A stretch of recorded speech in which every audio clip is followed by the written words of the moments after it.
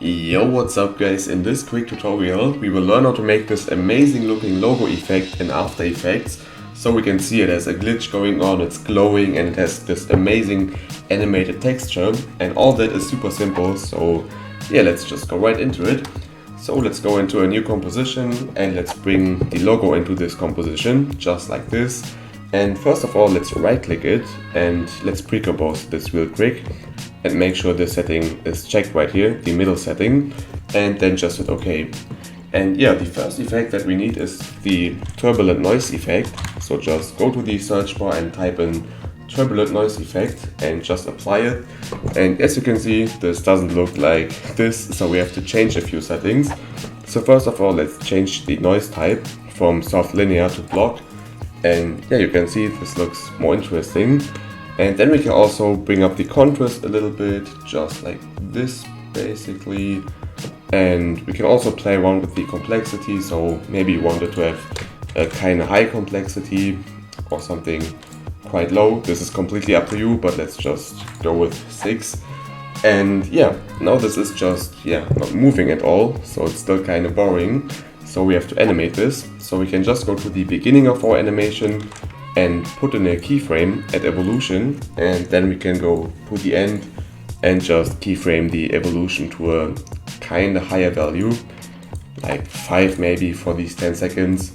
And you can just check if this is cool. Yeah, this is quite fast, but I think it's fine for this example. And yeah, now let's give it some color with the tritone effect. So just search for tritone and apply this. And now we can change the midtones to whatever color we like.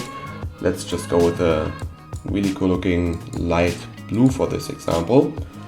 Just like this. And I always think it looks cool to change the shadows as well and giving it a really dark shade of our midtone color. So because we chose light blue, let's go with a really dark blue in this one. So yeah, the dark spots won't be completely black, but just dark blue, just like this. And now as you can see, this looks way cooler. And we can top it off with a glow effect as well. So just search for glow and apply this. And yeah, this looks kind of stupid, so yeah, let's change a few settings. First of all, let's turn up the radius to a quite high value. Then we can also turn up the threshold if you don't want it to be this strong. So let's just go with something like 90%. And yeah, this looks cool. Maybe we can even turn it down a bit, just like this. And if you want, you can turn up or down the glow intensity. So maybe you want it to be a little bit less strong. But I think for this example, 1 works completely fine. Yeah, 2 is too much, so let's just go with 1. And yeah, this already looks super cool. But yeah, we also had a little glitch effect going on in our example. So let's do this real quick. And maybe let's turn up the contrast a little bit more in the turbulent noise setting before we do this.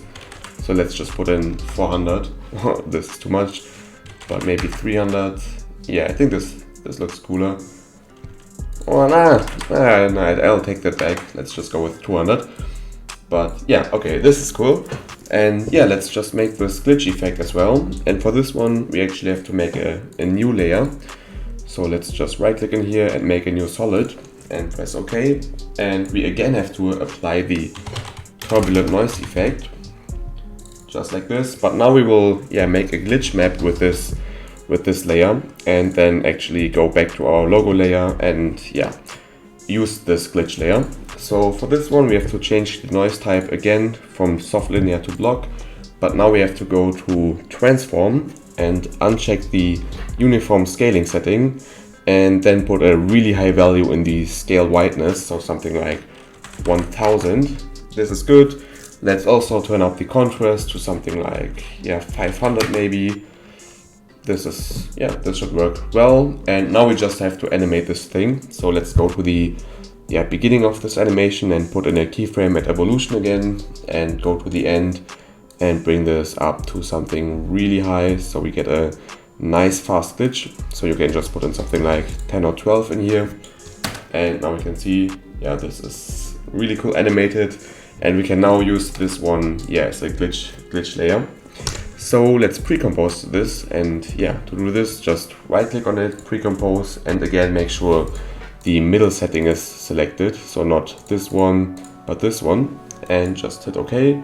And for now we can just hide this just like this and go back to our logo layer. And now we have to search for the displacement map effect and just apply it like this. And now we have to go to the displacement map layer and change it to our glitch layer that we just made beforehand. And yeah, now we can already see this is kind of cool. We have a nice glitch going on, but I think it always looks better if we turn down the vertical displacement a little bit to something like 2 maybe. And if you want, you can turn up the horizontal displacement to 10 or 20. And this is completely up to you, or even 50 if you want to have a super strong glitch. Okay, this is way too much, but yeah, I think 10 should look good. So now we have this. Yeah, will take some time to pre-render maybe, but yeah, now we have this cool glitch effect going on as well. And yeah, that's it already. Of course, you're always free to play around with all of these settings, so you can make the glow stronger or actually don't use it at all. You can play with the color, of course. You could give it a pink color or red, green, whatever you like. Actually, this looks kind of cool. But yeah, that's it for this one. I hope you enjoyed this, and hopefully I'll see you next time.